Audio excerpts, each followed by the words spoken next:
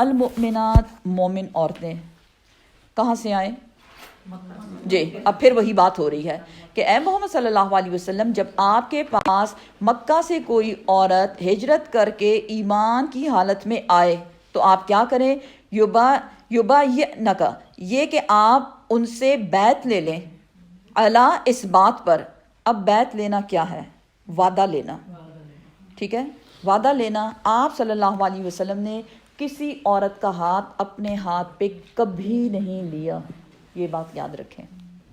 اس لیے مختلف روایات مختلف باتیں بتاتی ہیں کہ ایک تو یہ طریقہ بتایا گیا واللہ عالم کہ پانی میں ہاتھ رکھ کے ایک سائڈ پہ عورت کا ہاتھ، ایک سائڈ پہ آپ صلی اللہ علیہ وسلم کا ہاتھ، اور وہ بیعت لی جاتی تھی۔ ایک اور جو طریقہ بتایا جاتا ہے وہ کپڑے کا ہے کہ کپڑے کا ایک سرا وہ عورت پکڑتی اور ایک آپ صلی اللہ علیہ وسلم پکڑتے۔ ایک اور جو بات بتائی گئی ہے جو زیادہ اتھینٹک ہے کہ زبانی کلامی بیعت لی جاتی تھی، ٹھیک ہے۔ بیعت کیا ہے؟ وعدہ لینا۔ اب وعدہ کیا لیا جا رہا ہے؟ وہ ہجرت کر کے ایمان قبول کر کے آئی ہے مکہ میں، مدینہ میں، آپ صلی اللہ علیہ وسلم اس سے وعدہ لے رہے ہیں، اور اس کی کچھ پھر یہاں بتائی گئی ہیں کتنا نمبر 1 ان یہ کہ لا نہیں یشرکنا باللہ شیئا، کہ وہ اللہ کے ساتھ کسی کو شریک نہیں ٹھہرائیں گی، کیونکہ اب وہ ایمان لا چکی ہیں۔ اور جب وہ مکے میں تھی کفر کی حالت میں تو وہ اللہ کے ساتھ کس کو شریک ٹھہراتی تھی؟ بتوں کو۔ تو سب سے پہلے لا الہ الا اللہ کا اقرار، ولا اور نہ یسرقنا، اور نہ وہ چوری کریں گی، دوسرا پوائنٹ چوری نہیں کریں گی، ولا اور نہ یزنینا، نہ وہ زنا کریں گی، نیکسٹ پوائنٹ ولا اور نہ یقتلنا اولادہن، اور نہ وہ اپنی اولادوں کو قتل کریں گی۔ کتنے پوائنٹ ہوئے؟ ولا اور نہ یاتینا، وہ لائیں گی، ببہتان، بہتان کے ساتھ، بہتان کے ساتھ، یفترینہ، جو گھڑ لے اس کو، بین ایدیہن، ان کے ہاتھوں کے درمیان، و ارجلہن، اور ان کے پاؤں کے درمیان، یعنی خود ساختہ کوئی گناہ ایسے نہیں کریں گی جس میں ان کے ہاتھ پاؤں انوالو ہو۔ اب یہ ان چیزوں پر ان سے جو وعدہ لیا جا رہا ہے، پہلا پوائنٹ جو بتایا گیا کہ وہ اللہ کے ساتھ کسی کو شریک نہیں ٹھہرائیں گی کیونکہ مکہ میں ایسا تھا، شرک عام تھا۔ دوسری بات چوری، وہاں پر پروفیشنل چور ہوا کرتے تھے جن میں عورتیں بھی شامل تھیں۔ زنا سے منع کیا جا رہا ہے، زنا ایک پروفیشن تھا اس وقت کا مکہ میں، کوئی اس پہ شرم حیا، کوئی حد جاری کرنا کچھ بھی نہیں تھا۔ پھر اس زنا کے عوض جو عورتیں پریگننٹ ہو جایا کرتی تھیں تو وہ پھر اپنی اولادوں کو ایبورٹ کیا کرتی تھیں، تو یہاں کیا بتایا جا رہا ہے؟ وہ اولادوں کو قتل بھی نہیں کریں گی، مزید کوئی بھی خود ساختہ ایسا گناہ نہیں کریں گی جس میں ان کے ہاتھ پاؤں انوالو ہوں، جس سے کیا پتہ چلا کہ ایمان لانے کے بعد، شرک کی تردید کے بعد انسان اپنے آپ کو سنوارے، اپنے آپ کو کلین آؤٹ کرے، کلینس کرنا ہے، ساری چیزیں نکالنی ہے، وہ چیزیں، کیونکہ یہ سارے گناہ مکہ کے معاشرے میں اتنے عام تھے کہ گناہ تھے ہی نہیں۔ دیکھیں چوری پیشہ ہونا، استغفر اللہ، یا زنا پیشہ ہونا، تو یہ سب کیا ہے؟ جو چیزیں پیشہ بن جائیں، پروفیشن بن جائیں، وہ بری لگتی ہیں؟ وہ تو بری نہیں ہے کیونکہ اس سے وہ اپنی روزی روٹی کمایا کرتے تھے۔ تو یہاں کیا بتایا جا رہا ہے کہ ایمان لانے کے بعد سب سے پہلے جو برائیاں تھیں ان کو ختم کر دیا جائے، ولا اور نہ یعصینک، اور نہ وہ نافرمانی کریں گی آپ کی، آپ صلی اللہ علیہ وسلم کی، فی معروف، کسی معروف میں، شریعت میں، بیسیکلی اللہ کے احکامات میں، کیونکہ آپ صلی اللہ علیہ وسلم لوگوں تک کیا پہنچایا؟ اللہ کے احکامات، ان احکامات میں وہ کسی قسم کی نافرمانی نہیں کریں گی۔ فبایعہن، اور وہ کیا کریں گی؟ فبایعہن، اقرار کرتی ہیں اس بات کی، یعنی وہ وعدہ کر لیں اس بات کا کہ شریعت کے مطابق جو احکامات ہیں وہ اس پہ عمل کریں گی، نافرمانی نہیں کریں گی۔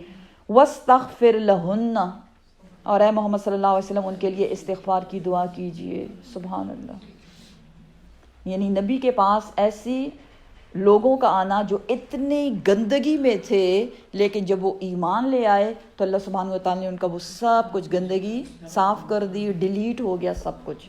ایمان لانے کے بعد سارے گناہ معاف ہو جاتے ہیں، اور اس شخص کی مثال ایسی ہوتی ہے جیسے وہ نیولی بورن بیبی ہو۔ تو اس لیے اگر آپ کسی کو اچھا ہوتے ہوئے دیکھ رہے ہوں تو ہم کیا کہتے ہیں؟ 900 چوہے کھا کے بلی حج کو چلی. استغفر اللہ. اللہ ہم سب کو نیکی کی ہدایت دے. دیکھیں قرآن کی آیات کو اپنے ساتھ جوڑیں گے تو تبھی ہمیں کچھ ملے گا نا. کیونکہ یہاں آ کے ہم یہ نہیں کہ بس اچھے اچھے قصے سن رہے ہیں اور بات ختم ہو رہی ہے. نہیں, کیا ہے مجھ میں, کون سی ایسی چیز ہے جو میری غلط ہے, میں نے اس کو ٹھیک کرنا ہے, اپنے آپ کو فکس کرنا ہے ہم نے.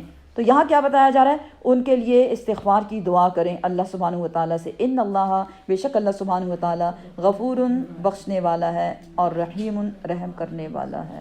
اگر اللہ ہی گناہ معاف کرنے والا ہے تو ہم کون ہیں دوسروں کو پکڑنے والے. یا ایھا الذین آمنو, اے ایمان والو, لا نہ تتولوا, نہ تم دوستی کرو, قوما, اس قوم سے, غضب اللہ علیہم, جن پر اللہ نے غضب کیا, غیر المغضوب علیہم ولا الضالین.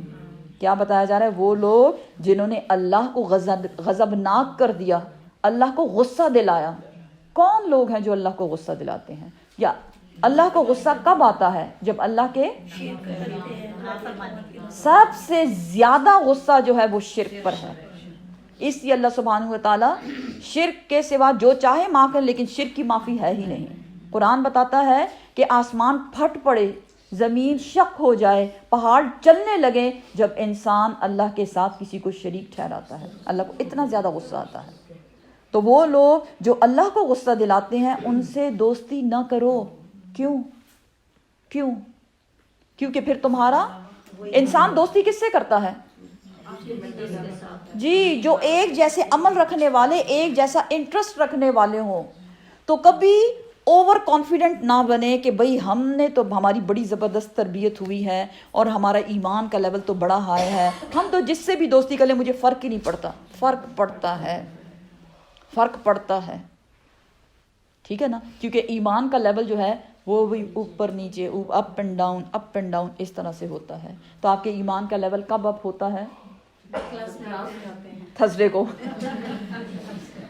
ایمان کا لیول اپ, لیکن پھر فرائیڈے کو تھوڑا کم اور کم اور پھر وینسڈے تک تو لگتا ہے ختم ہی ہو گیا ہے. اللہ اکبر.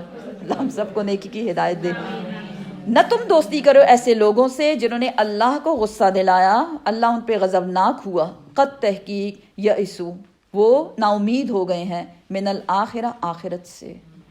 ان کو آخرت کی کوئی امید نہیں, اس لیے ان کی ساری کوششیں دنیا ہی دنیا ہے. اس لیے دنیا میں وہ سب کچھ کرتے ہیں جو اللہ کا ناپسندیدہ ہے, اور اللہ ان پہ غضبناک ہوتا ہے. کما, جیسا کہ, یئس الکفار, جیسے کہ کافر نا امید ہو چکے ہیں, من اصحاب القبور, قبروں میں رہنے والوں سے. کیا اس کا مطلب کیا بنا؟ کہ وہ پھر سے جی, کافر اس بات سے نا امید ہو چکے ہیں کہ جب وہ قبروں میں جائیں گے مرنے کے بعد تو کون ہے جو ان کو دوبارہ اٹھائے گا؟ اٹھانے والا ہے کوئی؟ بے شک اللہ سبحانہ و تعالیٰ ہم سب کو پھر سے اٹھائے گا.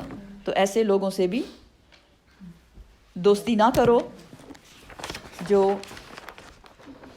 اللہ کی ناپسند کے کام کرتے ہیں. صدق اللہ العظیم. سبحان ربک رب العزت عما یصفون وسلام علی المرسلین والحمد للہ رب العالمین.